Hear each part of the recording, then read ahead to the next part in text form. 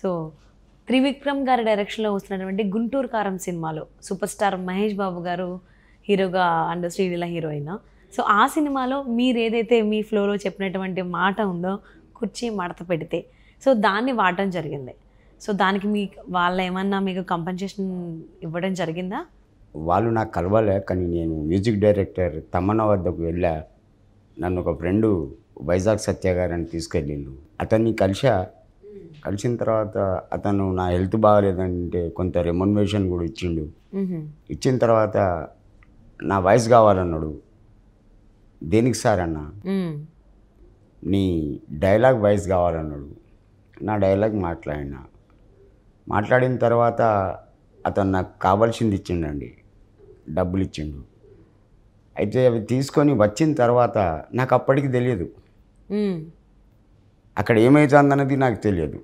ఆ తర్వాత 2 రోజులకు ఇదే వైజాగ్ సత్య గారు నీ పాట రికార్డ్ అవుతుంది మహేష్ బాబు గారి పిక్చర్లో గుంటూరు కారంలో అని చూపించిండు. మొబైల్లో చూసినా నేను సంతోషపడ్డా. ఎందుకంటే ఒక మామూలు కుటుంబంలో పుట్టి ఇవాళ ఒక డైలాగ్ తోటి కొన్ని కోట్ల మంది అభిమానులను సంపాదించుకున్నా. వాళ్ళ అభిమానంతో నేను ఇప్పుడు అంతో ఇంతో సంపాదించుకుంటున్నా అని నాకెంతో సంతోషం అనిపించిందండి. అంటే యాక్చువల్లీ ఇది మీది ఈ ఏజ్ కంటే ఇంకా కొన్ని రోజుల ముందే, కొన్ని సంవత్సరాల ముందే మీకు బై హైప్ కానీ మీరు సంపాదించడం కానీ జరుగుంటే మీ లైఫ్ వేరేలా ఉంటుంది. అవును. సో ఇప్పుడు మీకు ప్రతి చోట గుర్తింపు వస్తాం. అవునండి. అది దేనివల్ల అయినా కావచ్చు, అంటే మీరు చేసిన పనుల వల్ల. అవును. సో ఈ వయసులో రావడం బాధాకరంగా ఉందా, సంతోషంగా ఉందా? చాలా సంతోషంగా ఉందండి. నేను నిజంగా చెప్తున్నా, నా వయసు 62. నాకు ఇప్పటివరకు గ్లూకోజ్ తెలియదు.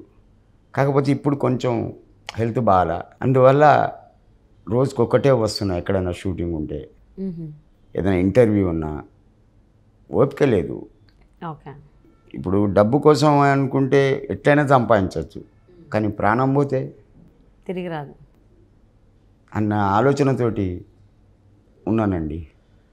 అంటే కొంతమంది ఇప్పుడు జనరేషన్ వాళ్ళకి ఫ్రైడ్ చికెన్ బ్రాండ్ ఏదైతే ఉందో ఆ బ్రాండ్ చికెన్ అంటే చాలా ఇష్టం. ఆయనకు కూడా అరౌండ్ మీ ఏజ్లోనే ఆయనకు కూడా గుర్తింపు వచ్చింది. ఇప్పుడు ప్రపంచవ్యాప్తంగా ఆయనకి గుర్తింపు వస్తుంది. ప్రతి ఊర్లో కూడా స్టాల్స్ ఉన్నాయి, ప్రతి టౌన్లో సిటీస్లో ఉన్నాయి. సో ఈ ఏజ్లో మీకు గుర్తింపు రావడం అనేది మీకు పర్వాలేదు అనిపిస్తుందా, ఇంకొంచెం ముందు వస్తే బాగుండు అనిపిస్తుందా? చాలు సంతోషం, ఈ సంతోషం చాలండి. ఇంకా ముందుకు పోవాలి. అతి ఆశ అనర్థం మేడం. ఆశ ఉండాలా, దానికి ఒక హద్దు అన్నది ఉండాలా. అతి ఆశ అన్నిటికీ అని అర్థమే. సో తమన్నా అయితే కలిశాను అని చెప్పారు, మరి మహేష్ బాబు గారిని కలవడం కానీ చూడడం కానీ? ఒక 2 సెకండ్లు లేట్ అయిందండి. అతని కారు మూవ్ అయింది, స్టూడియోలోకి వెళ్ళి ఓకే నేను ఎన్నుకున్నా, వెళ్ళిపోయాడు. కలవాలా అతన్ని? నా బ్యాగ్లో కలుస్తా. పిక్చర్ రిలీజ్ నాడు కంపల్సరీ, అది ఏ థియేటర్లో రిలీజ్ అయినా 12th రిలీజ్ అంట. నా ఫ్యామిలీని తీసుకొని పోతా, కావాలంటే టికెట్లు 4 రిజర్వేషన్ చేయించుకుంటా, నా ఫ్యామిలీని తీసుకొని పోతా. పిక్చర్ మొత్తం కంప్లీట్ అయిన తర్వాత ఒక మాస్క్ పెట్టుకొని పోతానండి, మంకీ క్యాప్. ఈ జనాల సెల్ఫీకి నేను తట్టుకోలేను. ఓకే. ఇబ్బందులు పడుతున్నారు జనాల నుంచి మీరు? ఇవో ఒకటి మేడం, ఇప్పుడు మీరు పిలిచిండ్రు, నేను వస్తున్నా, నాతోటి నా మిస్సెస్ ఉంది.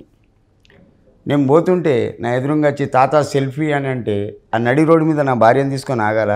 నాకు అది సింగిల్గా ఉన్నాను, నేను ఇస్తాను, నేనే పిలిచి తాత సెల్ఫీ ఇస్తా అంట. ఇప్పుడు కొంతమందికి కొన్ని కోరికలు, కొన్ని ఆలోచనలు ఉంటాయండి. అలా మంచి ఉండొచ్చు, చెడు ఉండొచ్చు. ఎంత మంచి వ్యక్తిలో కానీ ఒక 5% బ్యాడ్ క్యారెక్టర్ ఉంటుంది, అవునా కదా? ఎంత మంచిగా ఉండదు, 5% బ్యాడ్ క్యారెక్టర్ ఉంటుంది. కానీ నాకు ఒక క్యారెక్టర్ ఉందండి.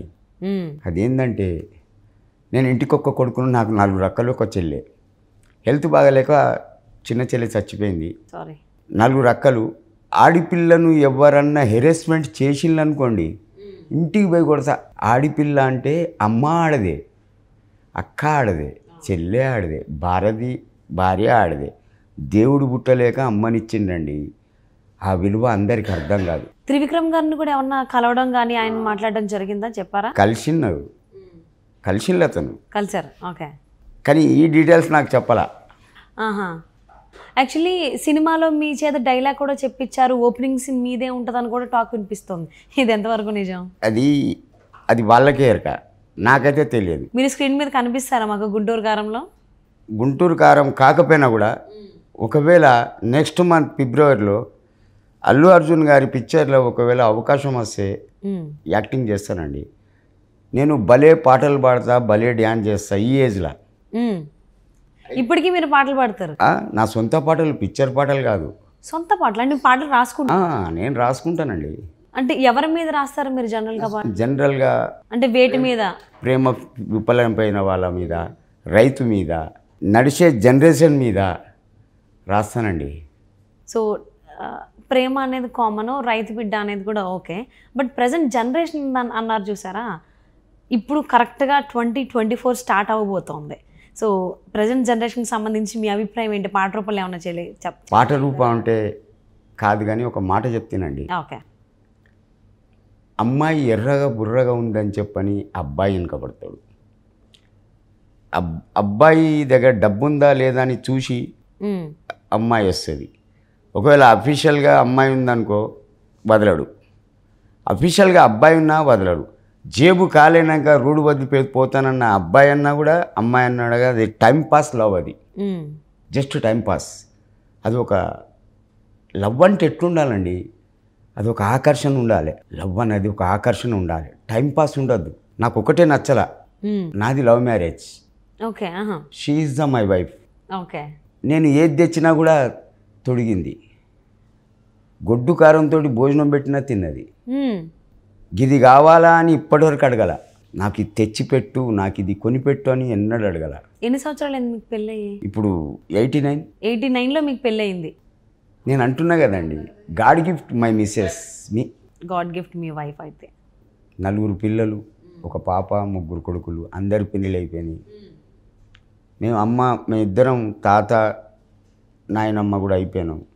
That's it. సో రైతు మీద మీ అభిప్రాయం ఏంటి? పాటే పాడతానండి రైతు మీద. ఇప్పుడు ఇదేంటి బిగ్ బాస్లో ఉన్నారా అతను, పల్లవి ప్రశాంత్? ఒక మాట నేను అడుగుతా, అతనని చెప్పండి, మీరన్న ఆన్సర్ ఇవ్వండి. నువ్వు దుక్కినవా, దున్నినవా, నాటిన బురదల దిగినవా? రైతు అంటే తెలుసా? చదువుకొని ఎక్కడనో చదువుకొని వచ్చి నువ్వు బిగ్ బాస్లో యాక్టింగ్ చేసినావు. రైతు అంటే తెలుసా? పాటే పాడతానండి. రైతన్నో రైతన్నా, రైతుల కష్టం తెలియదయ్యా, పాలించే ప్రభువులకు. తొడిగిన బట్టలే ఉరితాళ్ళు, కరెంటు స్తంభాలే ఉరి కొయ్యలు. తొడిగిన బట్టలే ఉరితాళ్ళు, కరెంటు స్తంభాలే ఉరి కొయ్యలు. పట్టెడన్నం నీకు లేకున్నా పక్కవాడికి పెట్టే దొరవయ్యా. రైతన్నో రైతన్నా, కరెంటు తీగలకు కన్న పిల్లలు బలైపోతుంటే కన్నీళ్ళు తుడుచుకొని భూమిని నమ్మి బువ్వదీసే రైతన్న. రైతు is the God any time. రైతు లేనిది నీ దగ్గర కోట్ల రూపాయలు ఉండొచ్చు మేడం, ఎవరి దగ్గర కానీ నోట్లు తిని బతకరు. అది ఏదో ఒక రైస్ ఇంత తిని గిలాస నీళ్ళు తాగి పండుకుంటారు, అప్పుడు సమ్మగా నిద్ర పడుతుంది. ఎంత డబ్బున్నా భోజనం లేనిది వేస్ట్ అండి.